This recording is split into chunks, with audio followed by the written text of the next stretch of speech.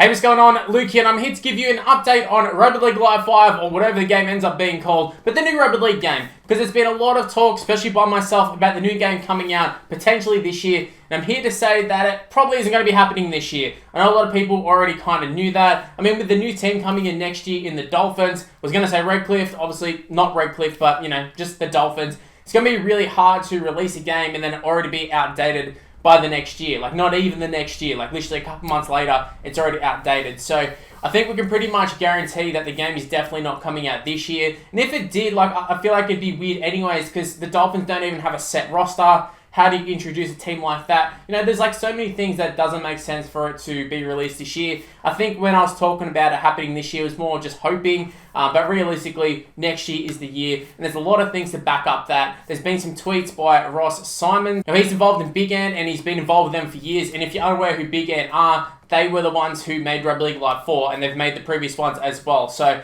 they actually did a tweet last week, and I will say this is just following up on Odd One X's video, so if you haven't seen that, definitely go check it out. He did a video where he covered this sort of stuff. I kind of just want to cover some extra little things that he may have missed, or just sort of give my thoughts on it, basically. So, yeah, Symons has been with Big Ant for quite some time. He's sort of been pretty outspoken on the fact that the NRL is pretty terrible with releasing games, and he did some tweets last week at this point. Might have even been over a week ago now, but he was pretty outspoken. He was talking about the NRL, talking about how terrible they are, and how they've made all these other games. They've made lacrosse games, they've made cricket games. Even AFL have had games come out in between. So basically his point was that there's been a lot of games either made by them or with similar sort of codes around Australia, and yet here's the NRL with its last release in 2017. Now, I had someone actually contact me. Actually, you know what? I've had a few people contact me, and they've all said very similar things, and Ross actually sort of kind of hints at the same sort of stuff as what they said. So this is why I believe him. Also, one of them actually has a pretty good source that I do trust, and to put it short, pretty much said that True Blue still have the licensing, so the licensing is still there, so there can be a game made, and obviously with all of the little scans made and stuff, it kind of implies that there is a game going to be made. I think that thing is for certain. It's just a matter of who's going to be making it. Now, we sort of mentioned some developers who have been involved in Rugby League games before, or rugby games, and he said pretty much that he kind of thinks that won't be happening. They've sort of cut ties with them. And I tend to agree with that one as well. A company like Wicked Witch was someone that he mentioned. And I've seen them in the past be involved in Rugby League games and then all of a sudden not involved. So it does make sense that they're not going to be involved in it. A company that he did mention, though, is Alternative Software. And that is someone who has made the Rugby League Team Manager games. And if you know my channel, one of the very first videos I've ever made on my channel, the very first series, was made by Alternative Software. It was the Rugby League Team Manager series.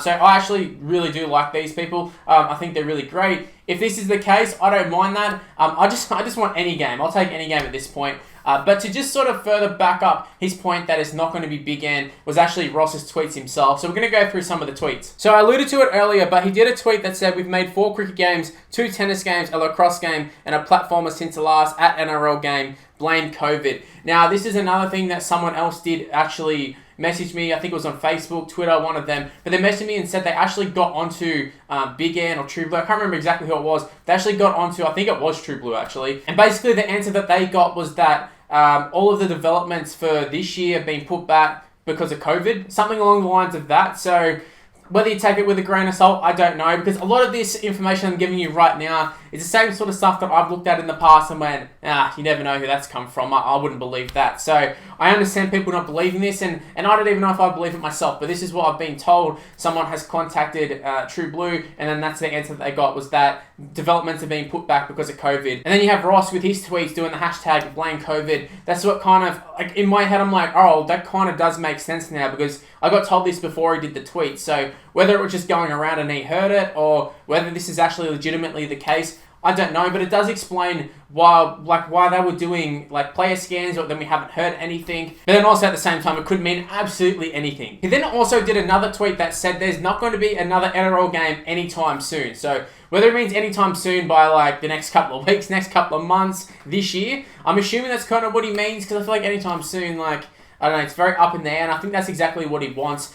Gets a lot of people talking, maybe gets the NRL interested, involved, something along the lines of that. But for me, next year, it makes more sense. Anytime soon, I don't really look at next year. So I think that's what he means, but it does confirm what we've already been saying, what we've already been thinking, that there isn't going to be a Rugby League Live 5 anytime soon. Then we have another tweet where Todd G said, mate, can I respectfully ask who's to blame for that? Is it the game developers or the NRL? I could have sworn I seen a few players mention at the beginning of the year they did some facial scans. Then Ross said, hard to say. Do you blame the NRL for continually allowing the licensee to make other games, example AFL Evolution Rugby Challenge, instead of producing the promised and licensed Rugby League game, or do you blame the licensee? So he's sort of putting it on the licensee, which definitely does make sense. And like I did mention at the start of the video, they have been making other games, these companies. So it's not as if they haven't been making companies, they just haven't been making a Rugby League game. And honestly, I feel like Rugby League really shoots itself in the foot. They don't put enough, emphasis on getting these games out. And also, it's bloody hard to make these games, I would imagine, when the NRL changes the rules every couple of minutes. They add new teams at last minute. Like, there's a lot of things that I would look at as like making a game, and I'd be like, oh man, NRL have just stuffed me again. So